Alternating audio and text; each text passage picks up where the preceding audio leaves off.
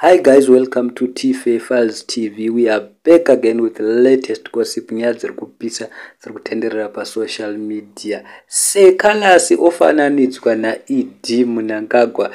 President vedu vari kutenderera pa social media ne all over the world nenyaya yekuriga, nenyaya yekuti vari kuratadza kubisa ma V11. Zviri kunzi Seh Calaz akafanana naEd Mnangagwa. Zviri kunzi vanenge magaro ebendzi akamaranzurwa kufanana kwacho. Handizivi guys kuti munoti kudii nezviri kutaurwa nevanhu vanhu vari kudedza kuti apa Ed dzinenge dzakatenderera kuseri dzinenge idzo baba vaSeh Calaz. Saka handizivi guys, ndo nyaya iri kutenderera because pane picture rabuda rakafanana raEd naSeh Calaz number 1. Vakafanana ungati matwins, ungati munin'ina nemukoma. Handizive guys, they look alike. Saka ndo zvaita kuti vazukuru vambuya nehanda vadedzere kuti Ed anenge akaita musikanzwa, anogona kunge ari baba vaSeh Calaz.